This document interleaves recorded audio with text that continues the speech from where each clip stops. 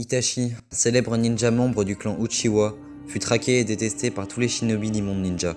Considéré comme un criminel par les habitants de Konoha, aux yeux du village, il était pourtant l'un de ses plus fidèles shinobi. Je vais vous raconter son histoire. N'ayant que 4 ans, Itachi participe à la troisième grande guerre ninja avec son père, et se rend alors compte de l'horreur de la guerre et devint pacifiste.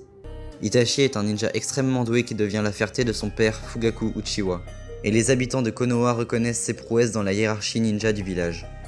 Il devient genin à ses 7 ans, sa sagesse étant déjà à cet âge l'égale de celle d'un Hokage. Il maîtrise le Sharingan à 8 ans, sera gradé Chunin à 10 ans, et devient capitaine dans les sections spéciales Anbu à 12 ans. Véritable génie reconnu au sein de son prestigieux clan et dans tout le village, il était destiné à devenir un ninja exceptionnel et le futur Hokage de Konoha. C'est une période durant laquelle il est proche de son frère Sasuke, ce dernier étant relativement introverti en raison du talent de son frère aîné. Puis Itachi rencontra Tobi. À la suite de sa rencontre avec Tobi, qui se présente à lui comme étant Madara Uchiwa, il lui révèle l'histoire et la naissance du clan. Il découvre entre autres que le Sharingan peut muter vers un Sharingan offrant un potentiel supérieur au Sharingan de base, le Mangekyo Sharingan, à la seule condition de perdre un être cher. Et c'est ainsi qu'il tua son meilleur ami, Shisui. Possesseur du Mangekyo Sharingan et âgé de seulement 13 ans, il tue un à un tous les membres de son clan, parents inclus, sauf son petit frère Sasuke qu'il adore et qui est trop petit pour être lié au coup d'état. Désireux de le rendre fort et qu'il devienne un héros, Itachi affirme alors à son petit frère que s'il veut se venger, il doit posséder le Mangekyo Sharingan, et lui lance.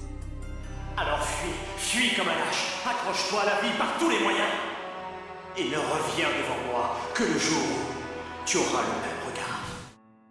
Il disparaît ensuite de Konoha pour rejoindre l'Akatsuki afin de les surveiller de l'intérieur pour qu'ils ne s'en prennent pas au village.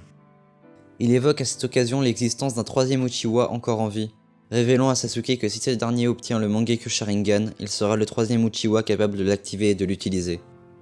Ayant rejoint l'Akatsuki, Itachi fait équipe avec Kisame Hoshikagi. Il provoque le départ d'Orochimaru, ayant vaincu celui-ci grâce à son Sharingan. Quelques années plus tard, l'inéluctable face-à-face des frères intervient. Itachi fait croire à Sasuke qu'il l'a épargné pour effectuer une transplantation de ses yeux à la place des siens, ceci étant sévèrement endommagé dû à l'effet secondaire du Mangekyo Sharingan. Une transplantation des yeux permettait à la personne transplantée d'utiliser le Mangekyo Sharingan sans dommage pour ses yeux. Lors du combat, Itachi révèle à Sasuke que le troisième Uchiwa encore en vie n'est autre que son complice dans le meurtre du clan Uchiwa, qu'il pense être Madara Uchiwa. Il affirme alors devenir l'homme le plus puissant du clan Uchiwa. Il prétend également que Madara était derrière l'attaque de Kyuubi 16 années auparavant et brosse un portrait sombre de l'ancien leader des Uchiwa, qui aurait selon ses dires tué son frère pour lui voler ses yeux. Les deux combattants finiront par arriver à leurs limites, ayant chacun épuisé toutes leurs cartouches et dévoilé leur technique ultime. Orochimaru n'étant plus contenu par Sasuke, sort alors de ce dernier sous la forme d'un serpent géant à 8 têtes, mais sera rapidement éliminé par la technique d'Itachi grâce à son Susanoo possédant l'épée de Totsuka. Le sceau maudit de Sasuke disparaît alors.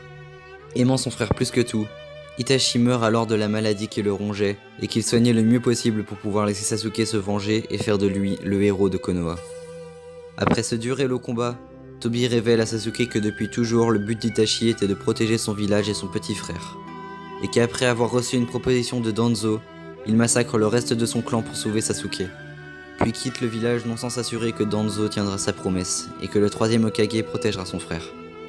Sasuke, alors seul descendant du clan Uchiwa et ignorant la volonté de son frère, ne fut que rongé intérieurement par sa soif de vengeance envers Konoha.